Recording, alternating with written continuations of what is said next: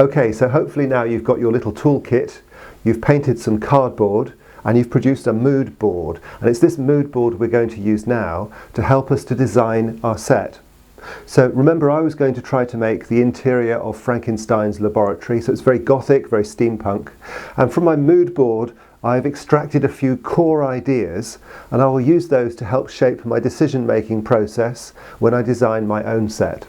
So for example, I liked the idea of the Gothic vaulted roof, and I think it looks a bit like a cobweb, and the idea of a cobweb making you feel like you're trapped. So this cobweb is actually descending over your head, and maybe getting the idea of claustrophobia, being trapped.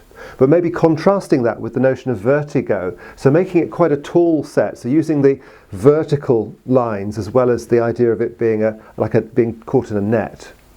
I want lots of beams and girders therefore kind of hanging down, and I like these elements here, the rafters and the moonlight shining through the windows, and in this case maybe the window can resemble another cobweb design. I want to use depth in my set, so I don't want it just to be on one plane. I want there to be foreground details and background details. Even if we can't see them, maybe the foreground is out of focus, but it just gives you the feeling that you're in a real space. This feeling of space and depth is created using the full range of the set. I also want to think about my colour psychology, and with this being a gothic, scary, nighttime interior, it's going to be very dark. There's going to be lots of shadow detail. The colours that I pick out are going to be those familiar steampunk colours of mahogany and brass, something called verdigris, which is where brass starts to corrode and you get a green copper oxide. I also like this colour scheme here, purple, scarlet and gold. I want there to be lots of cogs and pipes and mechanical things that have been retrofitted to the interior. And when it comes to lighting, yes, the moonlight is going to shine through my cobweb window, but I also want to create practical lights within the set. So there will be light sources actually built into the setting. So when I film it, I've got to be very careful with the exposure to make sure those lights actually do contribute to the overall interior lighting.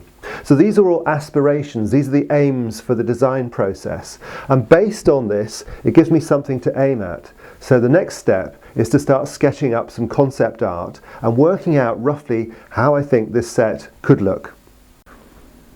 So now that I've made some decisions about the aims and ambitions for the set, I can start to produce what's called concept art.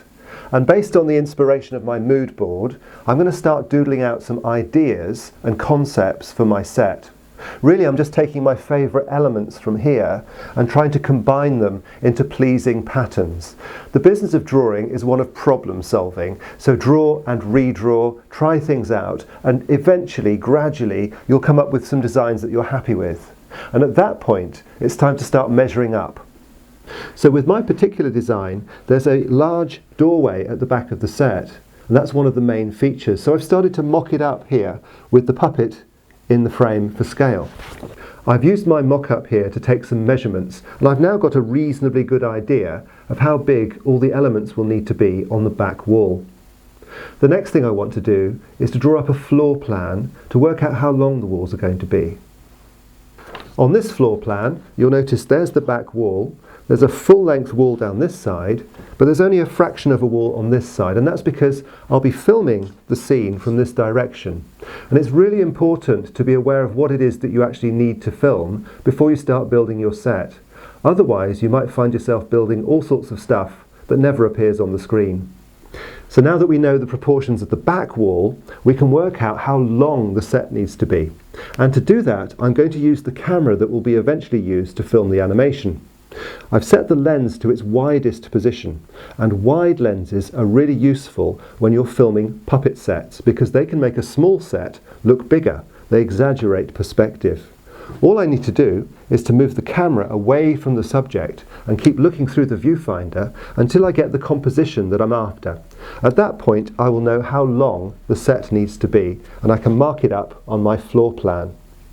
I now have enough information to start building the set. I've got an idea of what the back wall's going to look like, I have a general floor plan, and I have my concept art to guide me. I've put some brown wrapping paper on the table, and I've taken the measurements from the floor plan and produced a scale version here on the wrapping paper. This gives me an idea of the overall shape of the set.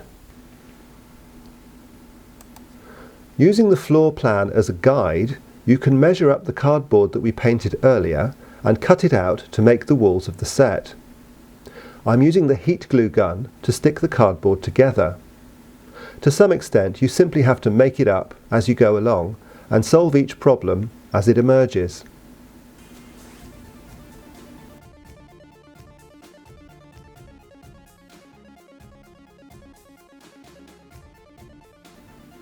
Sometimes I'm adding extra strips to the back of the cardboard in order to reinforce it and help it stand up.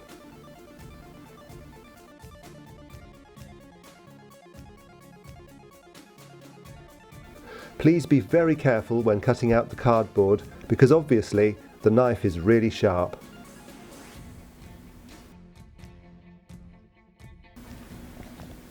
You'll notice I keep looking at the floor plans and my diagrams for inspiration and to keep me on the right track.